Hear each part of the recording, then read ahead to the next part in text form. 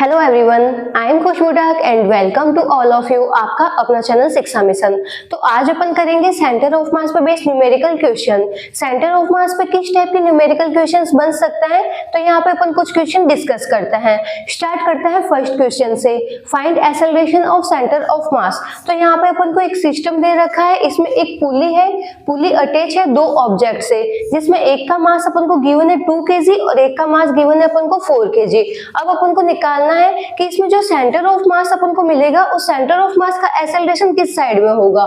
तो अपन देखते हैं सेंटर ऑफ मास का अगर अपन को एक्सेलरेशन निकालना होता है तो अपन क्या करते हैं, acceleration of centre of mass is equal to m1a1 plus m2a2 upon m1 plus m2।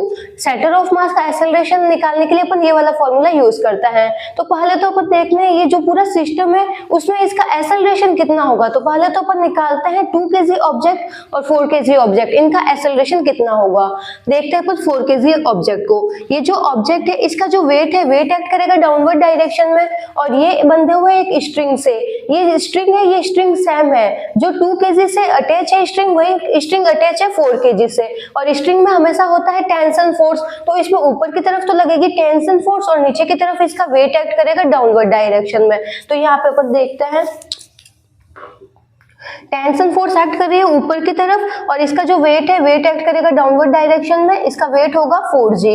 Wait का फॉर्मूला होता है mg, m की वैल्यू है 4 तो इसका वेट हो गया 4g। अब इसको देखते हैं अपन, तो इसमें भी ये जो स्ट्रिंग से अटैच है, स्ट्रिंग में हमेशा लगता है टेंशन फोर्स और टेंशन फोर्स लगता है अवे फ्रॉम पॉइंट, तो यहाँ से ऊपर की तरफ टेंशन फोर्स एक्ट करेगा और इसका जो वेट है, इसका वेट एक्ट करेगा डाउनवर्ड डायरेक्शन में, इसका वेट है 2g।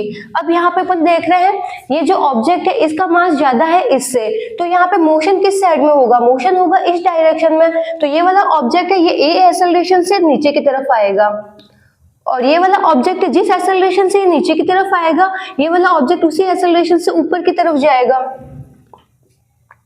तो 4 kg वाला जो ब्लॉक है उसका मास 2 kg वाले ब्लॉक से ज्यादा है, इस वजह से ये डाउनवर्ड डायरेक्शन में ए एक्सेलरेशन से नीचे आएगा और इसी वजह से जो 2 kg वाला ब्लॉक है ये ए एक्सेलरेशन से ऊपर जाएगा, क्योंकि ये दोनों एक सेम स्ट्रिंग से अटैच है। अब यहाँ पे अपन इक्वेशन लगा देते हैं नेट फोर्स की।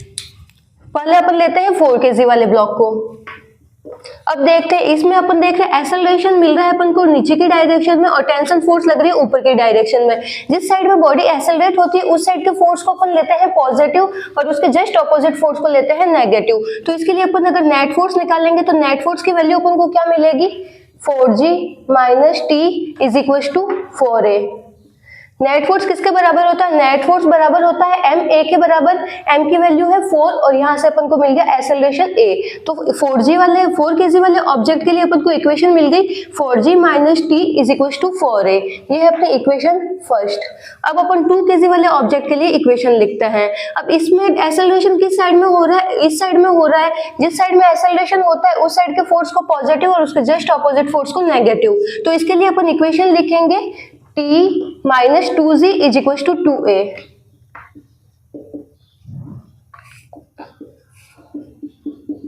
क्योंकि इसमें अपन देख रहे हैं 4 kg वाला ब्लॉक जिस एक्सेलरेशन से नीचे आएगा 2 kg वाला ब्लॉक उसी एक्सेलरेशन से ऊपर की तरफ जाएगा। इसमें बॉडी ऊपर की तरफ एक्सेलरेट हो रही है इसलिए टेंशन फोर्स पॉजिटिव हो गया और इसका जो वेट है वो हो गया नेगेटिव। तो इसकी नेट फोर्स अपन को मिला t minus 2g equal to 2a। अब अपन इक्वेशन फर्स्ट और सेकंड दोनों को अपन ऐड कर देंगे तो t से t कैंसिल आउट हो जाएगा और यहाँ से अपन को a की वैल्यू मिल जाएगी।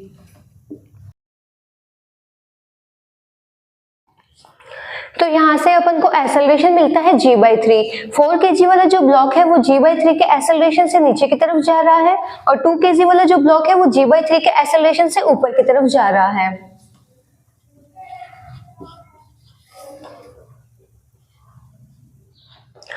अब अपन को निकालना है सेंटर ऑफ मास है। सेंटर ऑफ मास का अपन को एक्सेलरेशन क्या मिलता है, तो सेंटर ऑफ मास का एक्सेलरेशन अपन निकालते हैं acceleration of centre of mass is equal to m1a1 plus m2a2 upon m1 plus m2। जब अपन दो ऑब्जेक्ट की बात करते हैं तो यहाँ पे अपने पास में दोनों मिल रखा है। m1 की वैल्यू अपन को गिवन है, a1 की वैल्यू गिवन है, m2 की वैल्यू अपन को गिवन है, a2 की वैल्यू गिवन है। तो अपन फॉर्मूले में वैल्यू पुट करते हैं और निकालेंगे सेंटर ऑफ मास का एक्सेलरेशन।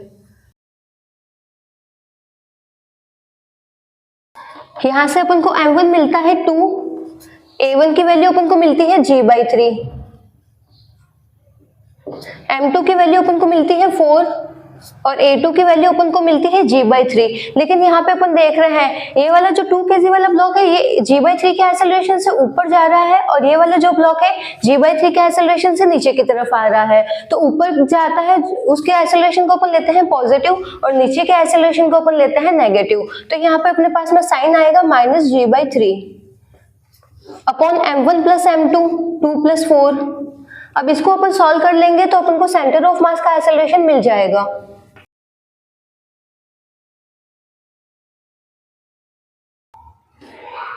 तो अपन को यहाँ से सेंटर ऑफ मास का एक्सेलरेशन मिलता है -g/9। अब यहाँ पे अपन देख रहे हैं जो माइनस का साइन आ रहा है, माइनस का साइन अपन को ये बता रहा है कि जो एक्सेलरेशन है एक्सेलरेशन अपन को मिल रहा है डाउनवर्ड डायरेक्शन में, क्योंकि अपवर्ड डायरेक्शन के एक्सेलरेशन को अपन लेते हैं पॉजिटिव और नेगेटिव साइन आता है डाउनवर्ड डायरेक्शन के एक्सेलरेशन में। तो यहाँ पे सेंटर ऑफ मास है वो g/9 के एक्सेलरेशन से नीचे की तरफ जा रहा है। इस तरीके से अपन निकालते हैं। अगर अपन को इस टाइप का कोई अगर सिस्टम दे रखा है तो उसमें सेंटर ऑफ मास का एक्सेलरेशन अपन इस तरीके से निकालते हैं। जिसको नोट डाउन करना है नोट डाउन कर लो। नेक्स्ट क्वेश्चन देखते हैं। तो नेक्स्ट क्वेश्चन है by what distance 20 kg mass should be move to keep centre of mass stationary. अब यहाँ पे अपन को दो ऑब्जेक्ट दे रखे हैं, इनमें एक का मास है 10 kg और एक का मास है 20 kg। अब इनका सेंटर ऑफ मास इस पॉइंट पे लाई कर रहा है। अब अपन क्या कर रहे हैं, जो 10 kg वाला जो ऑब्जेक्ट है उसको 2 सेंटीमीटर आगे की तरफ लेके आ रहे हैं और अब अपन चाहते हैं कि जो सेंटर ऑफ मास है सेंटर ऑफ मास इसी पोजिशन पे रहे। तो 20 kg वाले ब्लॉक को मैं कितना शिफ्ट करूं, इसको लेफ्ट में शिफ्ट करूं या राइट में शिफ्ट करूं, और शिफ्ट करूं तो इसको कितना शिफ्ट करूं कि सेंटर ऑफ मास है वो अपनी जगह पे ही रहे। पहले भी सेंटर ऑफ मास यहीं पे था और इस जो 10 kg वाला ब्लॉक है उसको 2 सेंटीमीटर आगे लेके आऊं और 20 kg वाले ब्लॉक को लेफ्ट या राइट में लेके जाऊं तो भी सेंटर ऑफ मास इसी पोजीशन पे रहे। मतलब जो सेंटर ऑफ मास है उसकी पोजीशन को चेंज नहीं करना है मेरे को। तो मैं यहाँ पे 20 kg वाले ब्लॉक को मैं किस डायरेक्शन में शिफ्ट करूं, अब यहाँ पे अपन को ये निकालना है। तो अपन देखते हैं सेंटर ऑफ मास का फॉर्मूला क्या होता है। आर सेंटर ऑफ मास होता है m1r1 plus m2r2 upon m1 plus m2। अब यहाँ पे अपन किसकी बात कर रहे हैं, सेंटर ऑफ मास के शिफ्ट होने की बात कर रहे हैं। जब सेंटर ऑफ मास शिफ्ट होता है तो अपन क्या कर रहे हैं, m1 जो ऑब्जेक्ट है उसको भी अपन थोड़ा शिफ्ट कर रहे हैं और m2 ऑब्जेक्ट है उसको भी अपन थोड़ा शिफ्ट कर रहे हैं। तो यहाँ पे अपन जो शिफ्ट कर रहे हैं थोड़ा सा शिफ्ट कर रहे हैं तो उसकी वजह से उसके लिए अपन यहाँ पे ले सकते हैं डिफरेंशिएशन। तो dr centre of mass is equal to m1 dr1 plus m2 dr2 upon m1 plus m2। अब जहाँ पे भी क्वेश्चन सेंटर ऑफ मास से शिफ्टिंग से रिलेटेड होगा तो वहां पे अपन ये वाला फॉर्मूला यूज करेंगे। अब यहाँ पे अपन देखेंगे अपन इसको कितना ऑब्जेक्ट को अपन कितना शिफ्ट कर रहे हैं कि सेंटर ऑफ मास कितना शिफ्ट हो रहा है। यहाँ पे dr सेंटर ऑफ मास अपन को बता रहा है सेंटर ऑफ मास की शिफ्टिंग, dr1 अपन को बता रहा है m1 मास है उसकी शिफ्टिंग, dr2 अपन को बता रहा है m2 मास की शिफ्टिंग। अब यहाँ पे अपन देख रहे हैं जो सेंटर ऑफ मास है सेंटर ऑफ मास शिफ्ट नहीं हो रहा है, सेंटर ऑफ मास उसी जगह पे है। तो dr सेंटर ऑफ मास की वैल्यू हो जाएगी अपने पास में 0, m1 अपन के पास में है 10। अब m1 ऑब्जेक्ट को मैं कितना शिफ्ट कर रही हूँ, इसको शिफ्ट कर रही हूँ 2 सेंटीमीटर। अब 2 सेंटीमीटर इसको मैं लेके आ रही हूँ राइट डायरेक्शन, राइट साइड में। अपन इस साइड में लेते हैं, राइट साइड में साइन लेते हैं पॉजिटिव और लेफ्ट साइड में साइन लेते हैं नेगेटिव। तो मैं जो 10 kg वाला ऑब्जेक्ट है उसको 2 सेंटीमीटर राइट में लेके आ रही हूँ तो dr1 की वैल्यू मेरे पास में आ गई +2। अब देखते हैं अपन m2 ऑब्जेक्ट को। m2 ऑब्जेक्ट है, इसका मास अपन को गिवन है 20।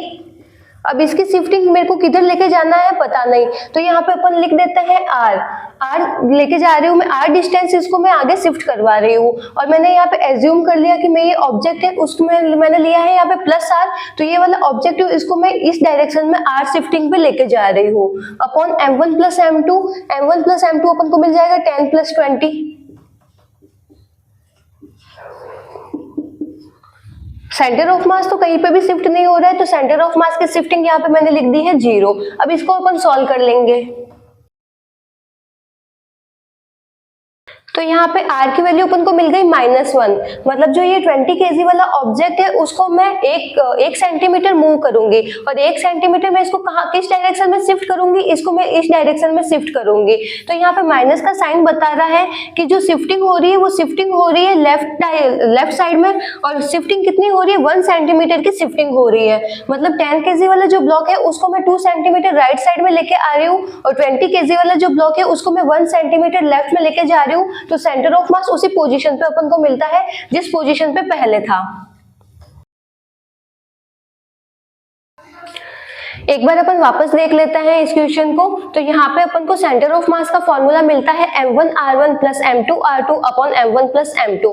फिर अपन देख रहे हैं अपन के ये जो क्वेश्चन है वो रिलेटेड है शिफ्टिंग से कि सेंटर ऑफ मास कितना शिफ्ट हो रहा है, ऑब्जेक्ट को अपन कितना शिफ्ट कर रहे हैं। तो यहाँ पे r सेंटर ऑफ मास है, अपन उसको शिफ्ट कर रहे हैं। तो यहाँ पे अपन ने ले लिया dr centre of mass is equal to m1 dr1 plus m2 dr2 upon m1 plus m2। अब यहाँ पे dr सेंटर ऑफ मास अपन को बता रहा है सेंटर ऑफ मास की शिफ्टिंग, dr1 अपन को बता रहा है m1 जो ऑब्जेक्ट है उसको अपन कितना शिफ्ट कर रहे हैं, और dr2 बता रहा है m2 ऑब्जेक्ट को अपन कितना शिफ्ट कर रहे हैं। अब यहाँ पे अपन को क्वेश्चन में दिया है कि 10 kg वाला जो ऑब्जेक्ट है उसको मैं 2 सेंटीमीटर लेके जा रही हूँ राइट में, और 20 kg वाले ऑब्जेक्ट को मैं कितना शिफ्ट करूँ कि सेंटर ऑफ मास उसी पोजीशन पे ही रहे। तो यहाँ पे अपन ये जो फॉर्मूला है इस फॉर्मूला में अपन वैल्यू पुट करते हैं। अब अपन देखते हैं जो राइट डायरेक्शन में जो अपन शिफ्ट करते हैं उसको अपन लेते हैं पॉजिटिव, और लेफ्ट डायरेक्शन की शिफ्टिंग में अपन लेते हैं नेगेटिव। इसको सॉल्व करने पर r की वैल्यू अपन को मिलती है -1। अब यहाँ पे माइनस का साइन बता रहा है कि जो ये 20 kg वाला ऑब्जेक्ट है उसको मैं लेफ्ट साइड में लेके जा रही हूँ, और कितना लेके जा रही हूँ तो इसका मैग्नीट्यूड मेरे को मिलता है 1 सेंटीमीटर। इस तरीके से अपन सेंटर ऑफ मास के क्वेश्चन को सॉल्व करते हैं। बाकी के अपन क्वेश्चन करेंगे नेक्स्ट लेक्चर में। Thank you.